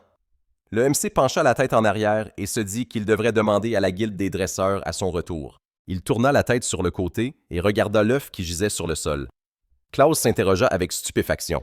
Serait-ce vraiment un œuf de monstre? Et pourquoi était-il dans un endroit si exposé? Il ne savait pas de quel genre de monstre il s'agissait, mais il était peu probable que l'œuf ait été simplement abandonné. Les parents doivent être quelque part à proximité. Et à qui est cet œuf de toute façon? Le protagoniste remarqua la fenêtre système qui était apparue et demanda « Qu'est-ce qui se passe? » La fenêtre système indique qu'il s'agit d'un objet de rang S, œuf de phénix reçu. Le protagoniste cria de stupéfaction. Est-ce vraiment un œuf de phénix? Il se dit que comme ce n'était pas sur la liste des objets demandés, ça ne servirait à rien pour le deuxième examen. Ouah, c'est un rang S. On ne voit ce genre de choses qu'une fois dans sa vie, et encore si on a de la chance, c'est un objet super rare. Tous les riches du monde se l'arrachent. C'est un trésor. Klaus se gratta le menton pensif et demanda « Mais pourquoi est-il ici? C'est peut-être un cadeau de la déesse. » Après un moment, le protagoniste s'écria « Qu'est-ce qu'on fait maintenant? » en plein milieu de l'examen. Il verra bien s'il peut le faire éclore. Le protagoniste posa son sac sur la table. Il porta la main à sa tête et s'exclama que tout était prêt. Klaus se dit qu'il avait fait des réserves d'eau et de nourriture. Il avait aussi envoyé une lettre à Celia. Cette fois, c'est un œuf de phénix. Il pense que l'éclosion prendra un certain temps, alors il a loué une chambre. S'il devait utiliser de la compétence d'incubation, il valait mieux le faire à l'écart des gens. Dans la lettre, Klaus écrivait qu'il s'excusait de déranger sa sœur dans ses études. Il lui demandait d'acheter de la nourriture et de la lui apporter. Le protagoniste comprend qu'elle est occupée, mais il s'agit d'une urgence. Au même moment, la sœur croisa les bras et se demanda ce qu'elle allait bien pouvoir faire de son frère. Le protagoniste tout joyeux leva les mains vers l'œuf et décida de commencer. Il essaya d'envelopper ses mains de mana. Klaus serra les dents tendues et remarqua que c'était aussi difficile qu'il le pensait. Le protagoniste sentit que l'énergie était aspirée hors de lui. Il comprend bien sûr qu'un rang S est un peu différent des oisillons et des vers magiques. Le protagoniste expira et dit qu'il commençait à avoir chaud. Eh bien, dans ce cas, il allait redoubler d'efforts. Quelques instants plus tard, Célia, un panier de nourriture à la main, rajusta ses cheveux. Elle frappa à la porte. Célia se tourna vers son frère avec un sourire. Le protagoniste demanda « C'est bien ma sœur, hein ?» Célia s'écria avec inquiétude en voyant le visage fatigué de son frère. Elle demanda effrayée « Qu'est-ce qui est arrivé à ton visage ?» Un puissant flux de mana jaillit de la pièce en direction de Célia. Elle entra dans la maison et hurla « Qu'est-ce qui se passe ici ?» Il faisait une chaleur surprenante. Célia n'en était pas sûre, mais on aurait dit qu'une sorte de pouvoir s'échappait de là, mais pas un pouvoir magique. Elle s'exclama que son frère sentait mauvais. Klaus lui demanda si c'était une odeur magique. Célia se pinça le nez et répondit que non. Elle répliqua que c'était juste de la sueur. Sa sœur souleva le panier et précisa que c'était toutes les provisions que son frère lui avait demandé d'apporter. « Qu'est-ce que tu fabriquais dans un endroit pareil ?» Klaus sourit et répondit que c'était un secret pour le moment. Célia le regarda avec ressentiment. Elle se retourna et croisant les bras hurla que son frère était horrible. Il ne passait jamais de temps avec elle. Le protagoniste s'excusa. Célia gonfla les joues de tristesse et s'exclama qu'elle attendait toujours qu'il se fasse pardonner. Le protagoniste sourit et accepta. Quelque temps après, les rayons du soleil traversèrent la fenêtre. Le protagoniste ouvrit calmement les yeux. Il se redressa brusquement de son lit et cria « Je me suis vraiment endormi !» Klaus tourna la tête sur le côté, se souvenant de l'œuf et pensant qu'il avait éclos. Il regarda autour de lui avec crainte et s'écria « Où est-ce la créature ?» Le protagoniste entendit un petit cri. Il baissa la tête et vit le phénix. Il sourit de joie. Le phénix piailla et sauta. Klaus enlaça l'animal et lui gratta le cou. Il rit et s'exclama que le phénix était très mignon. Était-ce vraiment un phénix? Il devait lui trouver un nom. Klaus prit l'animal dans ses bras et déclara que son nom était désormais Féni. L'animal piailla de plaisir. La fenêtre système notifie qu'un contrat de familier a été conclu avec Féni. La robe de purification a été reçue. La compétence de magie de feu de niveau intermédiaire, flamme purificatrice, la résistance maximale au feu et la compétence d'auto-guérison de niveau intermédiaire ont été acquises. Le protagoniste s'exclama « Tant de choses d'un seul coup ». La force, la dextérité, la magie et l'esprit ont tous augmenté d'un niveau et l'endurance de 2 niveaux entiers. Bénédiction de la déesse Muse. Quelque chose a aussi été ajouté dans la colonne des compétences. Flamme purificatrice. Est-ce que Klaus peut vraiment utiliser tout ça? Le protagoniste enthousiaste enveloppa son corps de flamme. Il regarda sa main et remarqua que les couleurs étaient très douces. C'était très agréable à regarder. Cela apaise l'âme en quelque sorte, et c'est comme si le corps était purifié. Le protagoniste regarda les sacs qui traînaient par terre. Il leva calmement la main. Les flammes engloutirent instantanément les sacs. Klaus sourit et remarqua que seules les ordures avaient disparu. Donc c'est une flamme qui brûle les impuretés. Il cria avec enthousiasme que c'était génial. Il n'avait jamais entendu parler d'une telle capacité. Le protagoniste se demanda « Et les autres capacités ?» Il devait tout essayer. Il approcha sa main de la flamme avec appréhension. Le protagoniste s'exclama avec une grande joie qu'il ne sentait absolument pas le feu pomme modèle. C'était tout simplement incroyable. Une résistance au feu maximale. Klaus s'est dit que ça pourrait facilement se combiner avec d'autres compétences de combat. À quel point le protagoniste était-il devenu plus fort? Il avait hâte de tester ça. Quelque temps plus tard, le protagoniste courait sur un sentier dans la forêt. Il s'exclama joyeusement que c'était si agréable de respirer l'air frais après être resté si longtemps à la maison. Le protagoniste pensa que juste après avoir signé le contrat, il s'était rendu dans une mine qui se trouvait à quelques jours de voyage de la capitale. L'objectif cette fois-ci était un diamant écarlate brut, un objet de la liste des tâches de rang C. Il restait 1 mois avant la fin du 2e examen. C'était un programme assez serré, mais il avait toutes ses chances. Il ne pouvait pas se reposer. Cependant, Klaus courait depuis un temps indéterminé. Il ne ressentait aucune fatigue. C'était peut-être grâce à sa nouvelle compétence, la récupération automatique d'endurance. Ça devait être ça. Le protagoniste sourit avec assurance et s'exclama qu'à ce rythme, il atteindrait la mine en une journée. Le troll marcha sur des branches au sol et les brisa en morceaux. Le protagoniste tourna son attention vers les 3 adversaires qui se tenaient derrière lui effrayés. Il tourna la tête sur le côté. Le troll frappa, mais Klaus réussit à sauter de côté. Le protagoniste remarqua qu'il était lui aussi ravi de les voir. Le troll de rang C grogna de fureur. Le protagoniste demanda d'un air dépité « Ils sont sérieux. Quand on en a besoin, on ne trouve jamais un seul troll. » Et voilà qu'ils apparaissaient soudainement. Il jeta son sac à dos par terre et s'exclama qu'il était temps de tester ses compétences. Klaus sourit avec assurance et annonça le début de la chasse. Puis il poussa un cri déterminé. Le protagoniste bondit du sol et se dirigea vers l'ennemi. Le troll leva la main perplexe et regarda le protagoniste. Klaus asséna de multiples coups au troll à une vitesse incroyable. Il eut un sourire narquois et pensa que son corps bougeait bien mieux qu'avant. C'était aussi grâce à l'augmentation de ses statistiques. Néanmoins, il faisait face à 3 trolls en même temps. Il avait assez de puissance pour tous les vaincre d'un coup. Alors il devrait essayer ça. Il prit une posture de combat et enveloppa son dos de courantes de flammes. Le protagoniste utilisa une plume de phénix. Des courantes de flammes se dirigèrent vers les trolls. Le protagoniste sourit avec excitation et s'exclama que c'était excellent. Il pensa que c'était encore faible, mais que ce serait suffisant pour que la compétence stoppe seulement la capacité des cibles à bouger et à attaquer. Fanny poussa un cri de joie. Klaus remarqua la plume qui tombait. Fanny ouvrit le bec le remplissant de feu.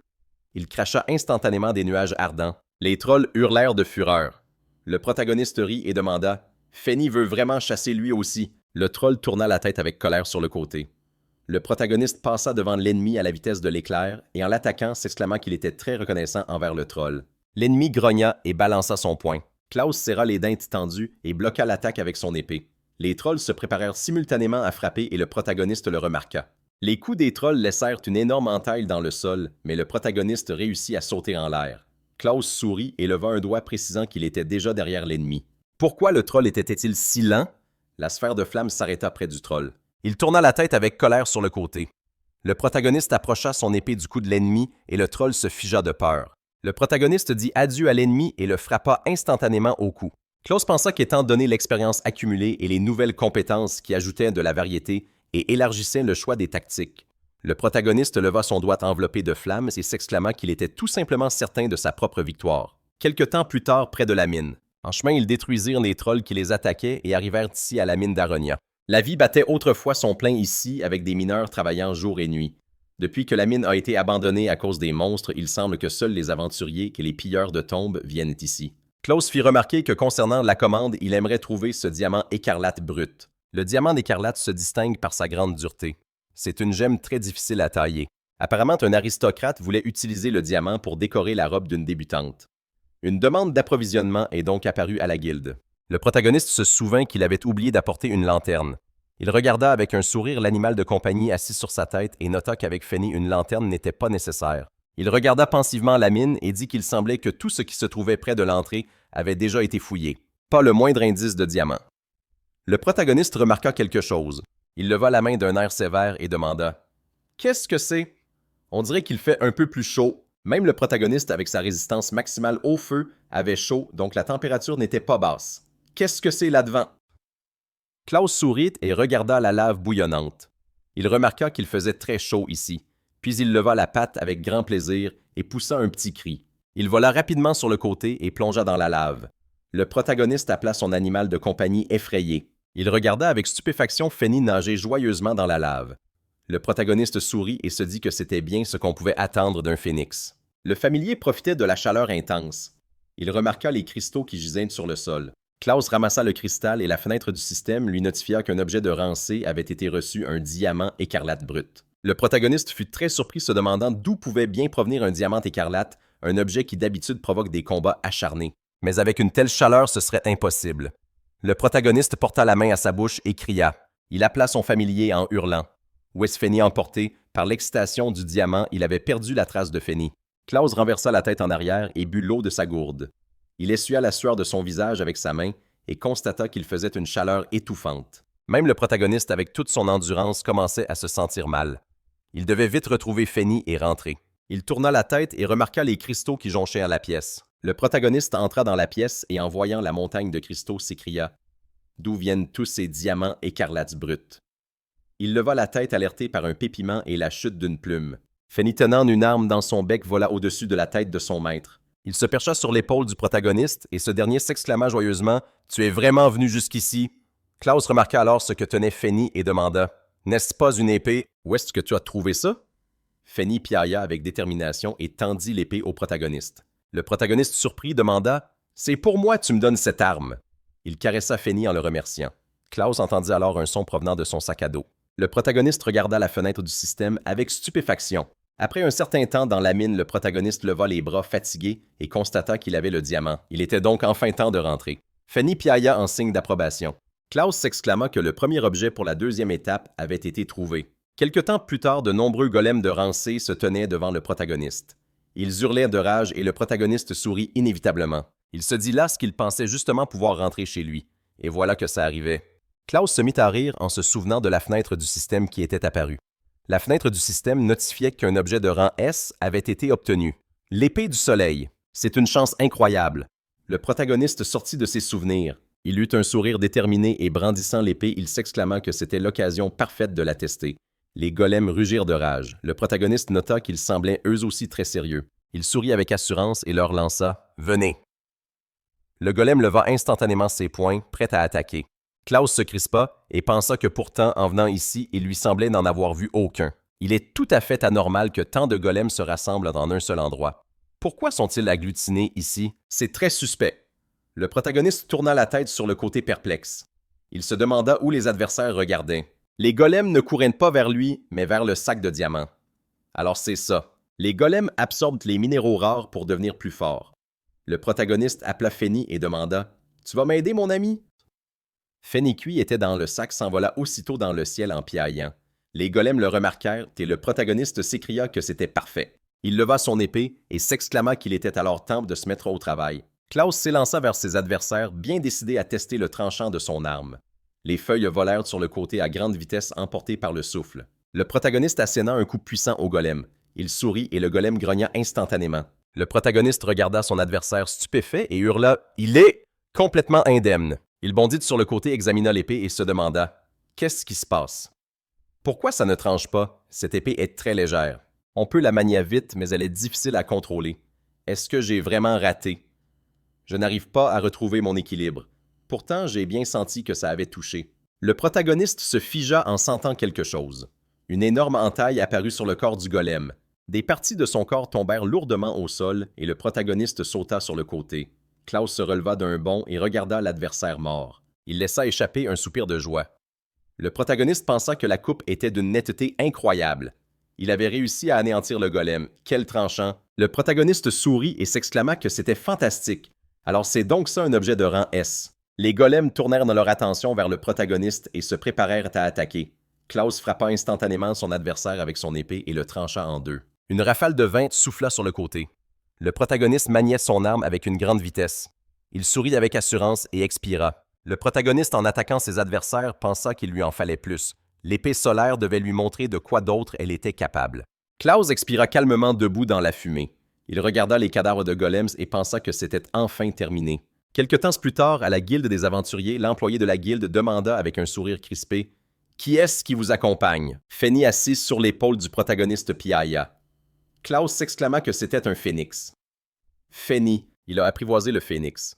L'employé de la guilde hurla de stupéfaction. Comment est-ce que quelqu'un a pu apprivoiser un phénix? Le protagoniste posant les diamants sur la table a demandé de ne pas y prêter attention, mais plutôt de les échanger contre de l'argent. La membre de la guilde était stupéfaite se demandant « Ce sont tous des diamants écarlates bruts des objets de rang. » Mais d'où en vient-il autant?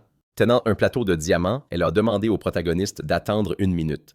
Le protagoniste a souri, pensant qu'elle avait l'air perdue. Un peu plus tard, le protagoniste a été payé pour les diamants. Klaus a regardé le sac dans sa main et a pensé qu'il n'avait jamais vu autant d'argent de sa vie. Il reste 2 quêtes de collecte pour le 3e examen. Que devrions-nous chasser maintenant? Le protagoniste s'est détourné et la membre de la guilde a expiré. Elle a immédiatement crié au protagoniste d'attendre. La membre de la guilde a précisé que c'était concernant l'examen d'état pour les aventuriers. La guilde a une proposition pour Klaus. Le protagoniste s'est arrêté et a demandé de quoi il s'agissait. La membre de la guilde a expliqué que c'était une demande officielle de la guilde. C'était en rapport avec le familier du protagoniste, le phénix. Ils aimeraient obtenir une plume de phénix et ses griffes. Klaus a demandé si c'était vraiment des matériaux de phénix. La membre de la guilde a confirmé et a expliqué que comme le protagoniste le sait probablement, un phénix est presque une bête mythique. C'est un monstre très fort et rare possédant un pouvoir immense. Par conséquent, la valeur de ces matériaux est égale à celle d'un dragon. En gros, leur guilde aimerait obtenir des matériaux rares qui sont habituellement difficiles à obtenir. Ils les veulent vraiment. Klaus s'est dit que ça semblait intéressant. Puisqu'il s'agissait d'une commission, elle pourrait être utilisée comme l'un des matériaux requis pour la 2e étape de l'examen. Il n'avait trouvé qu'un seul objet de rang C. Il en restait encore 2 et il devait les obtenir en 2 semaines. Le protagoniste ne savait pas s'il y serait parvenu dans d'autres circonstances. L'employé de la guilde a ajouté qu'il reconnaîtrait également les exploits du protagoniste pour avoir collecté des objets de rang S. Ils autoriseraient un Klaus à passer le troisième examen en sautant la deuxième étape. Le protagoniste pouvait se considérer comme reçu. Que pensait-il de cette offre? Klaus a souri et l'a refusé. Il a expliqué que Fanny était déjà comme sa famille et qu'il ne pouvait imaginer une vie où il sacrifierait de sa famille pour sa carrière. Il a caressé son familier et a dit que Fanny lui était très chère. Fanny s'est assis sur le comptoir de la réception et a pialé. Il a baissé la tête et s'est instantanément arraché une plume de son corps. Fanny a joyeusement ramassé la plume et a poussé un petit cri. Le protagoniste a pris la plume dans sa main et a demandé si son familier la lui donnait vraiment. Fanny a fermé les yeux et a couiné en signe d'accord. Le protagoniste a demandé si une seule plume leur suffirait. L'employé de la guilde a crié que ce serait suffisant. Elle a demandé à Klaus d'attendre et a dit qu'elle allait maintenant traiter la commande. L'employé de la guilde a versé des pièces et s'est exclamé que voici sa récompense pour avoir accompli la quête. Le protagoniste a regardé le sac d'argent avec étonnement. L'employé de la guilde a levé la main et s'est adressé à lui. Elle a félicité le protagoniste et a annoncé qu'il avait réussi la deuxième étape de l'examen et qu'il allait maintenant faire face à l'examen principal. Mais avant ça, ils veulent recommander le protagoniste. L'employé de la guilde des dompteurs s'est arrêté devant le bureau de la réception et a crié que c'était une bonne chose. Elle était arrivée à temps et que le protagoniste était toujours là. L'employé a attrapé sa main et lui a demandé de venir immédiatement avec elle à la guilde des dompteurs. C'est à propos de Purple. Quelque temps plus tard dans la guilde des dompteurs, Klaus regardait le cocon avec inquiétude. Il a demandé ce qui était arrivé à Purple. L'employé alarmé a ajusté ses lunettes et a expliqué qu'il n'avait pas remarqué que le familier du protagoniste mangeait trop. Après quoi, Purple a commencé à s'envelopper dans un fil. Malheureusement, ils n'ont pas assez d'informations sur les vers magiques. Par conséquent, ils ne pouvaient pas comprendre ce qui lui arrivait. Il ne leur restait plus qu'à attendre sans rien faire. Maintenant, ils essayent de savoir s'il y a eu des cas similaires dans le passé. L'assistante a demandé s'il pouvait les aider dans cette tâche. L'employé a demandé vraiment pour la recherche d'informations, mais que cela pourrait prendre plusieurs jours. Klaus a répondu d'un ton ferme que ça n'avait pas d'importance. Il a levé la main vers le cocon et a dit que Purple était très important pour lui. L'employé a regardé le protagoniste avec admiration. Elle a baissé la tête et en tout sautant a fait remarquer que le familier du protagoniste était très chanceux. L'employé a levé la main et s'est exclamé que c'était une bonne chose. Ils allaient étendre les recherches et mobiliser tous les employés pour trouver la cause. Klaus confiant a serré le poing et a accepté. Ils ont commencé à éplucher tous les registres et documents sur l'écologie de chaque monstre. Tout cela en vain. Cela faisait déjà 2 jours qu'ils cherchaient, mais ils n'avaient toujours pas trouvé le moindre indice. Ils commençaient juste à fatiguer. Le protagoniste a pensé que tout le monde était à bout de force. Ils avaient besoin de faire une pause. Il le comprenait bien. Fanny est devenue très triste. Les employés de la guilde ont regardé la lumière vive avec étonnement et ont demandé « Qu'est-ce que c'est, d'où vient cette lumière? Sont-ce vraiment des étincelles? » C'est mauvais. Il faut sauver les documents. La jeune fille a regardé avec stupéfaction l'étincelle posée sur sa main et a crié qu'il devait attendre. Ce feu n'est pas chaud. Il ne la blesse pas et les dossiers ne brûlent pas. L'homme a levé les poings et a expliqué qu'il se sentait beaucoup mieux. L'employé a souri et a fait remarquer que c'était un soulagement. L'employé a couru vers le protagoniste furieuse et a hurlé « Qu'est-ce qui s'est passé? » Klaus a expliqué que c'était une compétence unique du phénix, la flamme purificatrice. Elle purifie le corps à l'intérieur comme à l'extérieur. Fanny a décidé de tous les aider. Les employés se sont exclamés détendus qu'ils se sentaient aussi propres que des enfants. Quelle merveille! La sueur avait disparu. L'homme a regardé la table avec intérêt et s'est écrié que même les taches d'huile disparaissaient. L'employé reconnaissant s'est exclamé que Fanny était géniale. Le protagoniste a regardé le cocon qui s'ouvrait surpris. Une lumière vive a englouti le cocon et a rempli l'espace. Le protagoniste est resté bouche bée devant la créature qui est sortie du cocon. Des ailes sont apparues sur le corps de Purple. Les employés regardaient Purple avec admiration. Klaus a protégé ses yeux de la lumière éblouissante. La fenêtre système a indiqué qu'un second contrat avait été conclu avec le familier Purple qui avait obtenu la magie du vent, la résistance au vent, l'augmentation de la magie et le contrôle de la magie. Le protagoniste a regardé la fenêtre système sous le choc. Il a remarqué le familier. Le protagoniste a joyeusement levé la main vers le familier et s'est exclamé « C'est Purple ». Les employés ont crié « Il a vraiment évolué ». « Est-ce un ver magique ?» Klaus a précisé que Purple était maintenant un papillon arc-en-ciel. Les employés ont crié déconcertés. « Est-ce le même monstre de rang A ?» L'employé a rapidement ouvert le livre. Elle a remarqué « C'est ça ». Le papillon a une puissante résistance à la magie. C'est un monstre ultra rare et unique. Il vit principalement dans la grande mer d'arbres et la forêt des contes de fées, mais on ignore encore beaucoup de choses à son sujet. Les employés étaient abasourdis en entendant cela. Le protagoniste a regardé le familier avec admiration et a dit « Wow, Purple est vraiment super ». Purple a poussé un petit cri et a agité ses pattes. Le protagoniste a précisé « Je dois vraiment montrer mes paumes ». Purple a saupoudré du pollen sur les paumes du protagoniste. Klaus, étonné, a demandé « Qu'est-ce que c'est ?» La fenêtre système a annoncé qu'un objet de rang B avait été reçu. Pollen de papillon arc-en-ciel. L'employé est tombé par terre et a hurlé « Mais qu'est-ce qui se passe ici ?» Le protagoniste a ri et on a frappé à la porte. Le chef de la guilde des dompteurs Lebrandt a demandé ce qui se passait. Il semblait avoir entendu une sorte de cri tout à fait indigne d'une dame. Après un moment, Lebrandt assis sur une chaise a dit « Bienvenue » et s'est présenté. Le protagoniste a donné son nom et a dit qu'il était ravi de le rencontrer. Il a observé Lebrandt et s'est demandé si c'était bien le chef de la guilde des dompteurs. Lebrandt s'est gratté le menton pensif et a précisé que selon les documents Purple, avait évolué soudainement et sans aucun signe précurseur. Mais est-ce que seulement possible? Le protagoniste a expliqué qu'il donnait parfois de l'herbe de cristal à manger à Purple. Le chef de la guilde perplexe a demandé pourquoi le protagoniste faisait cela. Klaus a ajouté que Purple chassait aussi des abeilles paralysantes. L'employé et Lebrandt stupéfaits se sont mis à tousser.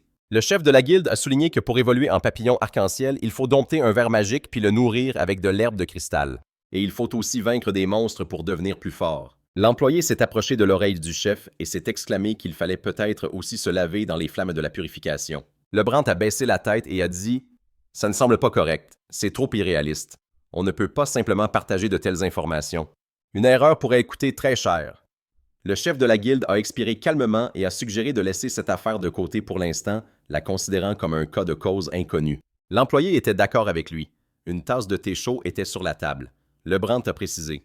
Le sujet suivant concerne les écailles de papillons arc-en-ciel. Klaus a demandé si c'était un objet si précieux. L'employé a souri, a ajusté ses lunettes et a répondu que ces écailles se vendaient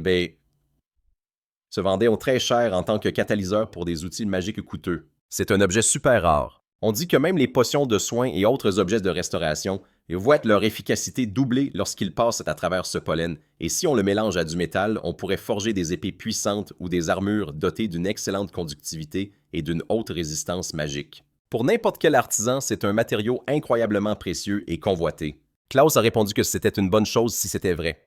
Lebrandt a dit qu'il avait une proposition. Une plume de phénix et du pollen de papillon arc-en-ciel. Seriez-vous prêt à nous confier la vente de ces objets? La guilde des dompteurs achète aussi des matériaux obtenus sur les monstres. Bien sûr, dans des limites qui ne nuisent pas à vos compagnons monstres, nous veillerons à cela. Klaus se demandait si certains monstres produisaient réellement des matériaux de valeur. Alors il y a des gens qui forcent les dompteurs à leur faire confiance pour ensuite les tromper. C'est tout simplement scandaleux. Donc en intervenant, nous évitons ce genre de problème et permettons aux aventuriers de se concentrer sur leur travail. C'est tout l'intérêt. Peu importe comment je vois les choses, je n'ai aucune raison de refuser. La guilde fait probablement ça pour le profit, mais je ne suis pas perdante non plus. Le protagoniste a dit que si les matériaux obtenus naturellement leur convenaient, il serait d'accord. LeBron a serré la main de notre héros. Quelque temps après, le chef de la guilde a clarifié les choses. Alors comme ça, Klaus est en train de passer l'examen d'état pour devenir aventurier. Le protagoniste l'a confirmé. LeBron s'est excusé de poser la question si tard. Mais si c'était toujours d'actualité, il a demandé si notre héros accepterait qu'il soit son garant. Il aimerait vraiment soutenir un dresseur talentueux. Notre héros le sait bien, n'est-ce pas? Pour accéder à l'examen principal, il faut les recommandations de 3 représentants de la haute société. Notre héros a baissé la tête et a secoué la sienne négativement sans répondre. Lebrandt s'est exclamé stupéfait. Est-ce que Klaus venait vraiment de l'apprendre? Il ne restait que 3 semaines avant l'examen principal et la date limite pour les recommandations.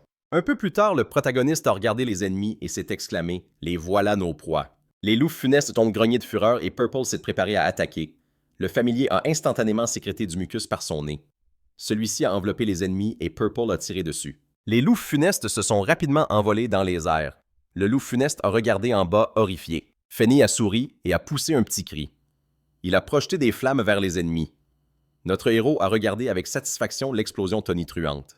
Il a ri en pensant que Fenny devenait de plus en plus fort chaque jour. Klaus a décidé d'accepter une quête de nettoyage pour mieux repérer les lieux. Après tout, il a des familiers incroyables. Le protagoniste s'est assis fatigué et a dit qu'il était dans une mauvaise situation.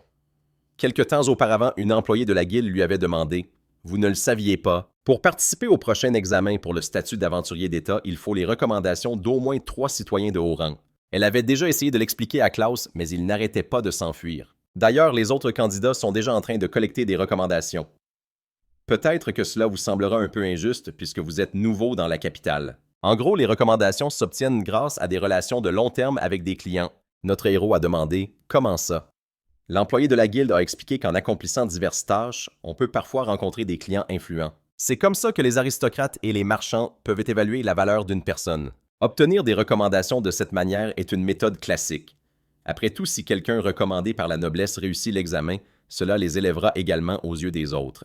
Ces gens regardent aussi le caractère de l'aventurier. Ces gens ne se portent pas garants pour n'importe qui. Ils ne soutiennent que ceux qu'ils jugent dignes. C'est pourquoi obtenir 3 garants n'est pas une tâche facile.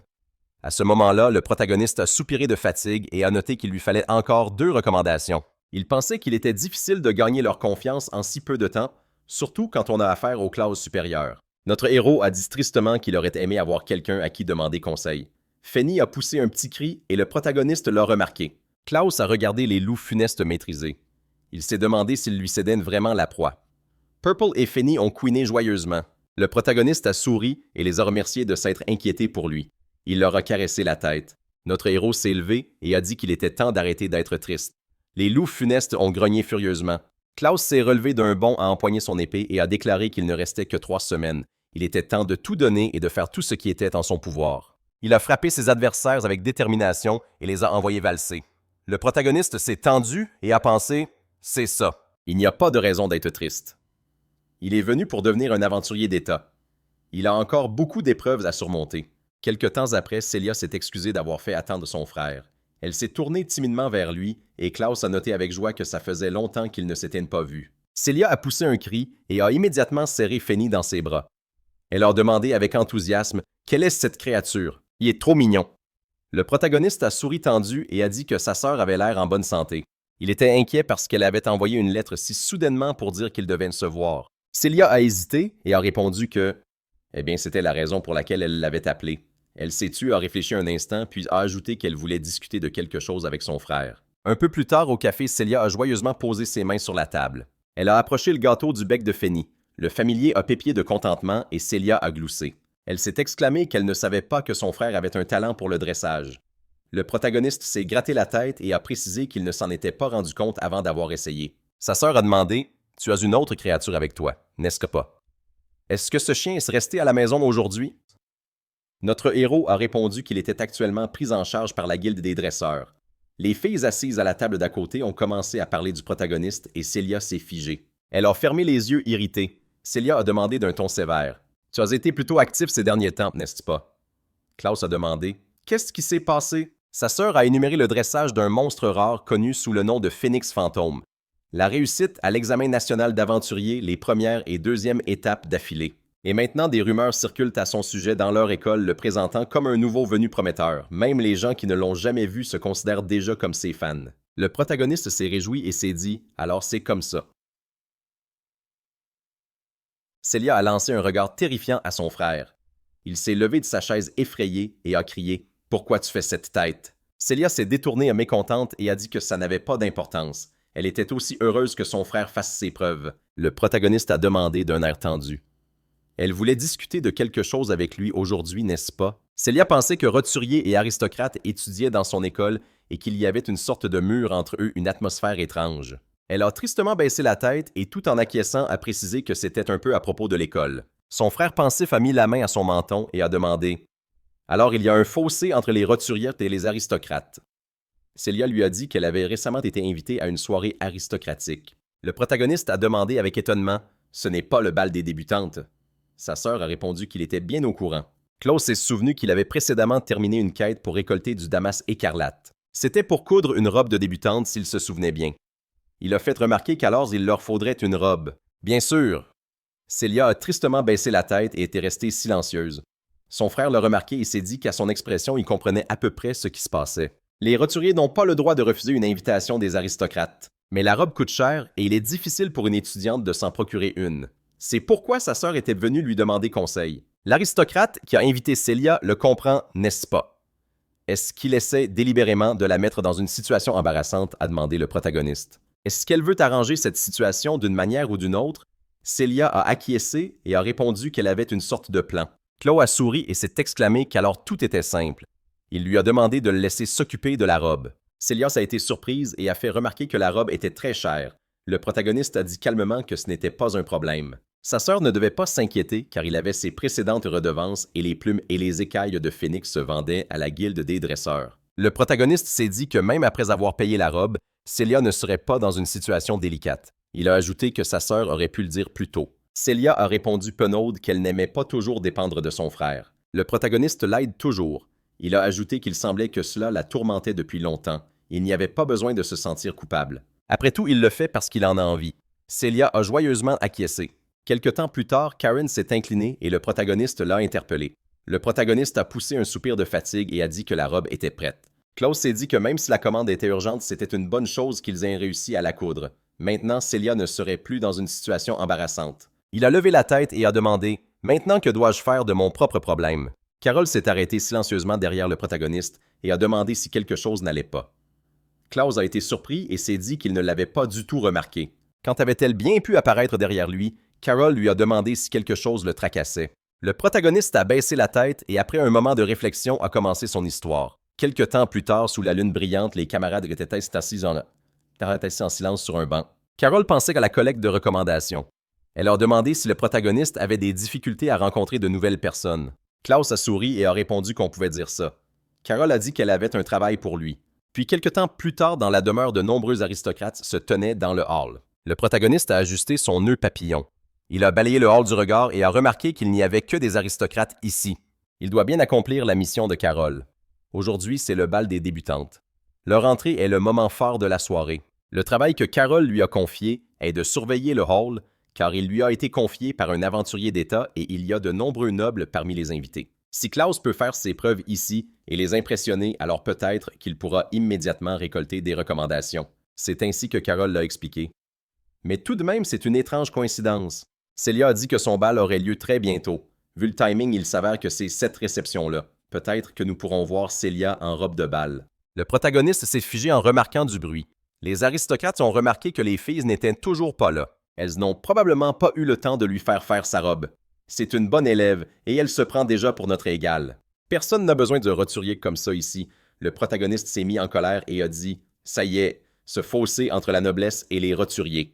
Où que tu ailles, tu trouveras des gens comme ça. » Les aristocrates ont détourné le regard admiratif et Klaus l'a remarqué. Angie Popkins d'une famille noble est entrée dans le hall. Les aristocrates se sont exclamés joyeusement que c'était Angie. Sa robe était parsemée de diamants écarlates. Quelle beauté éblouissante! C'est tout simplement incroyable. Angie se passait devant les aristocrates avec un sourire. Le protagoniste s'est gratté l'arrière de la tête tendue. Il pensa « Voilà ce que c'est l'aristocratie. Si seulement Célia ne se donnait pas tant de mal pour être à leur hauteur. » La porte du hall s'ouvrit. Les aristocrates regardèrent autour d'eux stupéfaits et s'exclamèrent que c'était incroyable. Ils allèrent voir l'homme qui entrait dans le hall et Angie regarda la scène déconcertée. Le protagoniste regarda Célia. Il sourit, baissa la tête et lui dit que tout allait bien. Célia entra dans la salle dans une nouvelle robe. Les aristocrates demandèrent confus « Est-ce que vraiment Célia, sa robe était parsemée de cristaux étincelants et de plumes en décoration? C'est sans aucun doute de la plus haute qualité accessible uniquement aux élus. » Les hommes entourèrent Célia et s'exclamèrent devant une si grande beauté. La véritable noblesse réside dans l'élégance de la simplicité. La tenue met parfaitement en valeur sa beauté et crée une harmonie complète. Qui aurait cru qu'il verrait une lumière si éclatante ici? Célia sourit remplie de joie. Klaus la remarqua et se dit qu'il était vraiment content d'être venu. Après cet incident, il avait persuadé le tort et commandé la plus belle des robes pour sa sœur. Le tissu magique qui changeait de couleur selon l'angle de la lumière était tissé à partir d'écailles de papillons arc-en-ciel et une plume de phénix avait été utilisée pour orner la chevelure de Célia, mettant en valeur ses mèches bleu clair. Célia riait debout au milieu du cercle d'aristocrates. Le protagoniste sourit avec satisfaction, pensant qu'il semblait que sa sœur pouvait se débrouiller toute seule.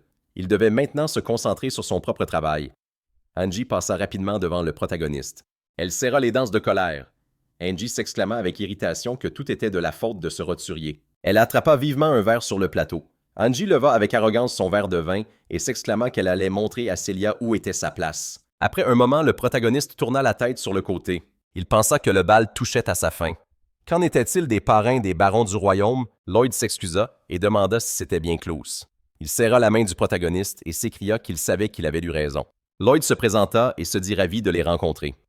Honnêtement, il avait approché le protagoniste aujourd'hui avec un seul objectif. De nombreux aristocrates se précipitèrent vers Klaus. Dolman se présenta et cria qu'il dirigeait une maison de commerce dans la capitale. Manfred, debout dans la foule, se présenta à son tour. Les aristocrates crièrent avec colère qu'ils étaient les premiers. Lloyd s'excusa et précisa qu'il avait entendu dire que Clouse passait actuellement l'examen pour devenir aventurier d'État. Il l'avait approché spécifiquement pour l'aider dans cette démarche. Le protagoniste cherchait des parrains pour être admis à la partie principale de l'examen. C'est ça. Le protagoniste était abasourdi, se demandant s'ils avaient vraiment suggéré cela d'eux-mêmes. Bien sûr, si quelqu'un acceptait de lui servir de parrain, ce serait une bonne chose. L'actuel chef de la maison Rhys, une famille noble et dirigeant suprême de l'Institut des aventuriers d'État Margaret Rhys, ordonna aux aristocrates de s'arrêter. Ils se figèrent de peur et poussèrent d'un cri. Serait-ce vraiment Monsieur Margaret le chef précisa qu'il s'agissait d'un festival de la jeunesse. Ce n'était pas un endroit pour que des adultes discutent de politique avec la sécurité. Les aristocrates s'inclinèrent et s'excusèrent. Clouse fut surpris pensant que même la noblesse était prise de panique. Quelle aura incroyable dégage ce chef. Sa simple présence fige toute la salle. Qui est-ce? Margaret nota que le protagoniste avait déjà acquis une grande renommée dans la capitale. Le protagoniste surpris demanda si le chef le connaissait. Margaret expliqua que Clouse était originaire de province. Le protagoniste vivait maintenant dans la capitale pour devenir un aventurier d'État. Il avait déjà apprivoisé un phénix et un papillon arc-en-ciel et possédait donc maintenant 2 artefacts rares à la fois. Le protagoniste se tendit, se demandant comment le chef pouvait bien être au courant de ça. Margaret précisa que tout noble avait ses propres sources d'informations. Il est vraiment difficile de cacher quelque chose, et avec une activité aussi bruyante, il n'était pas surprenant que le protagoniste ait attiré l'attention. Clouzé pensa que l'apprivoisement du phénix et du papillon arc-en-ciel était un événement majeur. Margaret ajouta qu'il avait aussi vu le protagoniste songer à recueillir des recommandations. Le protagoniste ne devrait pas se mêler à ces gens, car avec le temps, le statut de Clouse s'élèverait au-dessus du leur. Le protagoniste deviendrait leur mécène. Il marqua une pause et dit que le protagoniste ne le comprenait pas encore, mais que Clouse finirait par comprendre. La rareté des monstres apprivoisés par le protagoniste parle d'elle-même. Il sélectionnerait lui-même les recommandations, celles qui ne soulèveraient aucune question. Qu'en pensait-il? Le protagoniste hésita et demanda « Qui êtes-vous exactement, monsieur? » Margaret posa une main sur sa poitrine et s'inclina disant qu'il ne s'était effectivement pas présenté.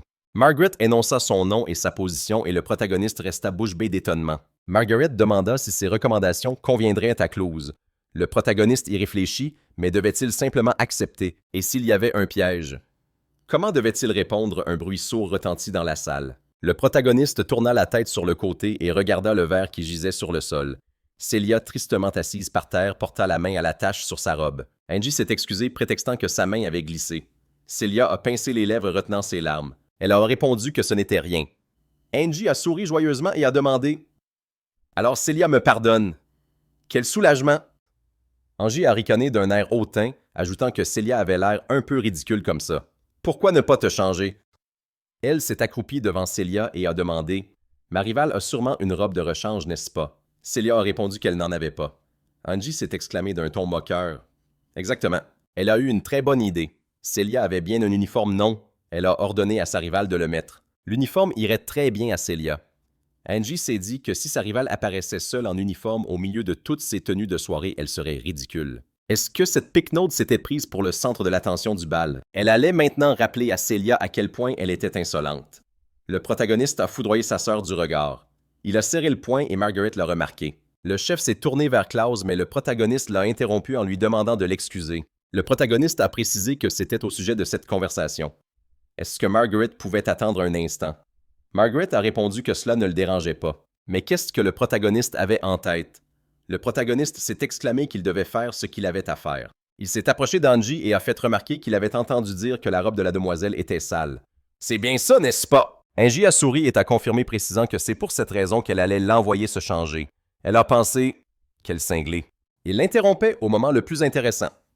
Klaus s'est exclamé joyeusement que c'était parfait. Cela signifiait qu'il pouvait aider. Célia a tourné son attention vers son frère et Angie a demandé d'un ton irrité « Mais de quoi il parle? » Le protagoniste a calmement claqué des doigts et a utilisé la purification par le feu. La robe de Célia a été engloutie par les flammes. Les aristocrates ont regardé la scène stupéfaits. Ils se sont mis à hurler. Est-ce que le protagoniste est vraiment en train de lui lancer un sort directement dessus? A-t-il complètement perdu la tête? Les aristocrates étaient abasourdis en voyant le protagoniste lever la main sur ses sœurs. Klaus a pris la main de Célia avec un sourire. Il a fait remarquer que c'était tout. La robe était de nouveau propre. Le protagoniste s'est incliné et a demandé « Alors ça te plaît ?» Les aristocrates ont souri avec enthousiasme, et Angie s'est demandé avec irritation « C'est quoi ce type ?» Elle a serré les dents folles de rage. Le protagoniste s'est rapidement tourné et l'a regardé. Angie a demandé « Et alors quoi? Tu as un problème. » Le protagoniste a aussitôt levé la main et l'a approché de la robe d'Angie. Elle a hurlé de peur. « Qu'est-ce qu'il va faire? » La robe d'Angie s'est enflammée et elle est tombée par terre hurlant au protagoniste de la lâcher. Elle allait être brûlée vive. Elle a appelé les gens à l'aide. Klaus a claqué des doigts et les flammes ont disparu.